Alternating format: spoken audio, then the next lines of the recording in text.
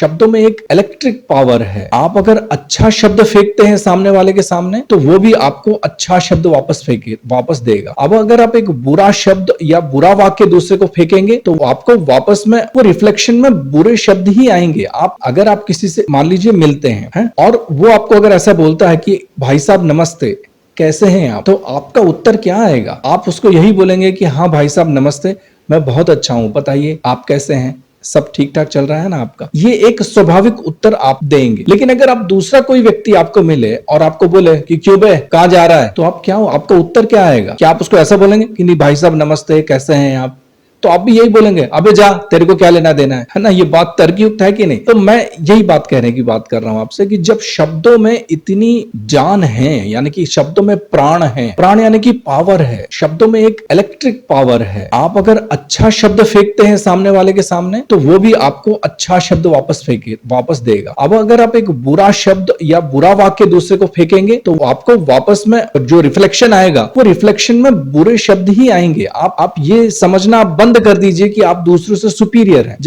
जब आदमी ये समझता है ना कि मैं दूसरों से बहुत ज्यादा शाना हूं या बहुत ज्यादा सुपीरियर हूं, तब वो बहुत कठोर वचन बोलना शुरू कर देता है, दूसरे को बहुत बुरा भला बोलना शुरू कर देता है, उसको अंडर एस्टिमेट करता है और फिर उस चक्कर में बहुत उसकी जो भाषा है वो मर्यादा के बाहर निकल जाती है। और उससे फिर क्या होता है पता है ना आपको? उससे झगड़ा होता है, झगड़े से मारपीट होती है, मारपीट से गोलियां चल जाती हैं, हत्याएं हो जाती हैं। और कभी कभी तो ऐसा भी होता है कि एक जनरेशन से दूसरी जनरेशन तक दुश्मनी पास होती है, यानी कि बाप ने लड़ाई की, फिर बेटे ने भी लड़ाई की, फिर उसके बेटे के बेटे ने भी लड़ाई की, वो दुश्मनी फिर सदियों तक चलती रहती है। पर किस लिए? उस शब्दों की वजह से। आप उस शब्दों की मर्यादा रखिए, शब्दों पर थोड़ा सा आप मर्यादा रखिए।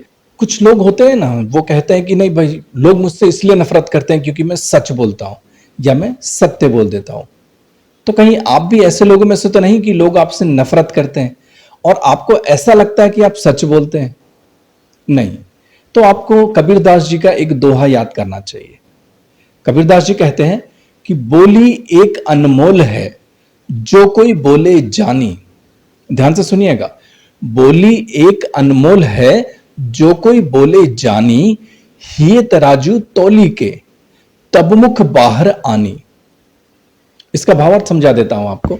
इसका मतलब है कि कबीरदास जी कहते हैं कि जो बोली है, यानी कि जब हम बात करते हैं और जिन शब्दों का और जिन वाक्यों का हम प्रयोग करते हैं, यानी कि जब हम बात करते हैं, वो इतनी अनमोल है, वो अनमोल चीज है। अनमोल मतलब हीरे से भी ज्यादा कीमती। अगर हीरे से भी ज्यादा कीमती है तभी तो अनमोल हुई ना। सोने चांदी से भी ज्यादा कीमती और हीरे से भी ज्यादा कीमती, तभी अनमोल हुई, कि उसका कोई मोल नहीं है। बोली एक अनमोल है, जो कोई बोले जानी। जो अगर जिसको पता है कि भाई शब्दों में कितनी शक्ति है, उसको ही पता है कि बात करने में या शब्दों में कितनी शक्ति है। तो बोलना ऐसे चाहिए जैसे एक बनिया तराजू में तौल के देता है ना आपको, कि ना ज्यादा, अगर आपने कोई चीज 1 किलो ली या आधा किलो ली है तो वो ज्यादा नहीं देगा और आपको कम भी नहीं देगा, बराबर तौल के बराबर देगा। ऐसे ही जब आप किसी से भी बात करें या किसी से भी आप कम्युनिकेशन करें तो बहुत सावधानी पूर्वक शब्दों का प्रयोग करें, कठोर शब्दों का प्रयोग ना करें, है ना। तो तुलसीदास जी क्या कहते हैं इस मामले में? तुलसीदास जी कहते हैं कि तुलसी मीठे वचन ते, सुख उपजे चहु और, वशीकरण यह मंत्र है, तजिदे वचन कठोर। वशीकरण का एक मंत्र उन्होंने बताया कि आप कठोर वचनों का त्याग करें। कठोर वचन यानी कि एकदम गुस्से वाले वचन या किसी से राग द्वेष वाले वचन, कि भाई तूने ऐसा नहीं किया था, तूने वैसा नहीं किया था, तूने मेरी ये बात नहीं मानी, तूने मेरी वो बात नहीं मानी, तूने ये कर लिया मुझे नहीं बुलाया, तूने वो कर लिया मुझे नहीं बुलाया। नहीं, नेगेटिव मत देखो, पॉजिटिव आप जो भी बोले। अब शास्त्र में कहा गया है कि शब्द ब्रह्म है। शब्द ब्रह्म है यानी कि पूरा जगत जो है वो शब्द को ब्रह्म कहा गया, यानी कि जितनी भी शब्द है उसको ब्रह्म कहा गया, यानी कि भगवान कहा गया। तो भगवान इसीलिए कहा गया ताकि उन शब्दों की, उन वाक्यों की मर्यादा या फिर उनकी इंपॉर्टेंस आप जान सके। जैसे एक एक साधारण आदमी की भाषा में अगर मैं आपको समझाने का प्रयास करूं तो मैं आपको इस तरीके से समझाऊंगा कि अगर आप किसी से मान लीजिए मिलते हैं और वो आपको अगर ऐसा बोलता है कि भाई साहब नमस्ते, कैसे हैं आप, तो आपका उत्तर क्या आएगा? आप उसको यही बोलेंगे कि हाँ भाई साहब नमस्ते, मैं बहुत अच्छा हूं, बताइए आप कैसे हैं, सब ठीक ठाक चल रहा है ना आपका? ये एक स्वाभाविक उत्तर आप देंगे। लेकिन अगर आप दूसरा कोई व्यक्ति आपको मिले और आपको बोले कि क्यों बे कहां जा रहा है, तो आप क्या हो, आपका उत्तर क्या आएगा? क्या आप उसको ऐसा बोलेंगे कि नहीं भाई साहब नमस्ते, कैसे हैं आप? तो आप भी यही बोलेंगे, अबे जा, तेरे को क्या लेना देना है ना? ये बात तर्कयुक्त है कि नहीं? तो मैं यही बात कहने की बात कर रहा हूं आपसे कि जब शब्दों में इतनी जान है, यानी कि शब्दों में प्राण है, प्राण यानी कि पावर है, शब्दों में एक इलेक्ट्रिक पावर है। आप अगर अच्छा शब्द फेंकते हैं सामने वाले के सामने, तो वो भी आपको अच्छा शब्द वापस देगा। अब अगर आप एक बुरा शब्द या बुरा वाक्य दूसरे को फेंकेंगे, तो आपको वापस में जो रिफ्लेक्शन आएगा, वो रिफ्लेक्शन में बुरे शब्द ही आएंगे। आप ये समझना बंद कर दीजिए कि आप दूसरों से सुपीरियर हैं। जब आदमी ये समझता है ना कि मैं दूसरों से बहुत ज्यादा शाना हूं या बहुत ज्यादा सुपीरियर हूं, तब वो बहुत कठोर वचन बोलना शुरू कर देता है, दूसरे को बहुत बुरा भला बोलना शुरू कर देता है, उसको अंडर एस्टिमेट करता है, और फिर उस चक्कर में बहुत उसकी जो भाषा है वो मर्यादा के बाहर निकल जाती है। और उससे फिर क्या होता है पता है ना आपको? उससे झगड़ा होता है, झगड़े से मारपीट होती है, मारपीट से गोलियां चल जाती हैं, हत्याएं हो जाती हैं, और कभी कभी तो ऐसा भी होता है कि एक जनरेशन से दूसरी जनरेशन तक दुश्मनी पास होती है। यानी कि बाप ने लड़ाई की, फिर बेटे ने भी लड़ाई की, फिर उसके बेटे के बेटे ने भी लड़ाई की, वो दुश्मनी फिर सदियों तक चलती रहती है। पर किस लिए? वो शब्दों की वजह से। आप वो शब्दों की मर्यादा रखिए, शब्दों पर थोड़ा सा आप मर्यादा रखिए। आपको सामने से अगर कठोर वचन मिल भी रहे हैं, अगर आपने मर्यादा रख के थोड़ा सा, अगर आपने सहन करके उसको प्यार से अच्छे शब्द दोगे ना, तो 2-4 दिन 2-4 बार में तो वो भी परिवर्तन हो जाएगा उसके हृदय का। वो भी आपको फिर कठोर वचन नहीं बोलेगा, वो भी आपको यही बोलेगा कि नमस्ते भाई साहब, आप कैसे हैं। वो ये नहीं बोलेगा कि क्यों बे कहां जा रहा है।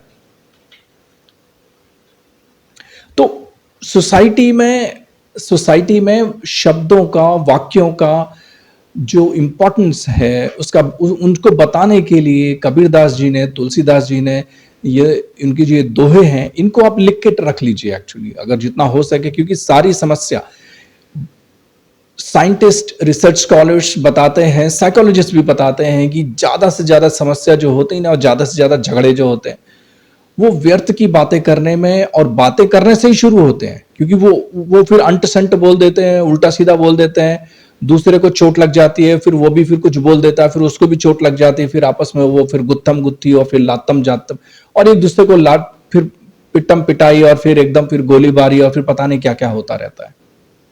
तो इसलिए आप क्या कीजिए, इसको, ये क्या 1 दिन का या 2 दिन का काम नहीं है, इसमें थोड़ा समय लगता है। इसमें कितना समय लगता है? लगभग साल, 2 साल, 3 साल जितना समय लगता है, क्योंकि एकदम से तो कंट्रोल नहीं आएगा। तो हो सके तो एक छोटी डायरी रखिए, उसमें आप लिख के रख लीजिए कि भाई मुझे कड़वे वचन नहीं बोलने हैं, मुझे मीठे वचन बोलने हैं। अगर कोई सामने से मुझे कड़वे वचन बोल भी रहा है, दादागिरी के वचन बोल भी रहा है, तो भी मुझे उत्तर में एक तर्कयुक्त मीठे वचन बोलने हैं, तर्कयुक्त मीठे वचन बोलने हैं, एकदम कठोर वचन नहीं बोलने हैं, जिससे उसका हृदय परिवर्तन भी हो जाए और मेरी जुबान भी गंदी ना हो और वो भी सुधर जाए।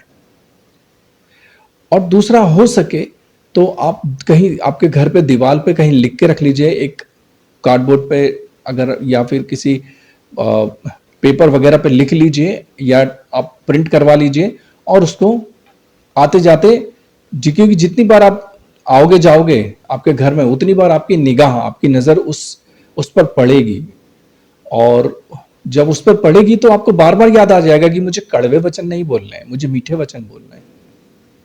मुझे शब्द जो है ना मेरे मुख से तब निकालने हैं जब तराजू में तौल लूं। तो ये काम करता है, आप करके देखिए। और इसको बोलते हैं द रिमाइंडिंग प्रिंसिपल, अपने आप को याद दिलाना कि मुझे गुस्सा नहीं करना है, मुझे क्रोध नहीं करना है, मुझे किसी को गाली नहीं देनी है, मुझे, अगर आप रोज थोड़ा, उसमें क्या शुरुआत में थोड़ी सी डिफिकल्टी होगी क्योंकि वो नई चीज होगी आपके लिए, पर 2-4-5 दिन में फिर वो आपके लिए आदत बन जाएगी। छोटी सी डायरी रखिए, उस छोटी सी डायरी में आप लिख लीजिए, हर घंटे आप उसको एक बार देखते रहिए कि ये मुझे क्रोध नहीं करना है, मुझे मीठे वचन बोलने हैं, मुझे किसी को कड़वे वचन नहीं बोलने हैं। तो इट हेल्प्स, वो एक मैजिकल इंप्रूवमेंट आ जाएगा आपकी लाइफ में। आप विश्वास मानिए, आपकी जिंदगी एक बहुत यू टर्न ले लेगी। जो एकदम जिसको बोलते हैं निराशावादी की तरफ जा रही थी, एकदम अंधकार की तरफ जा रही थी, आपको कुछ समझ में नहीं आ रहा, तो आपको एक रे ऑफ होप, एक आशा की किरण नजर आने लगेगी। धन्यवाद।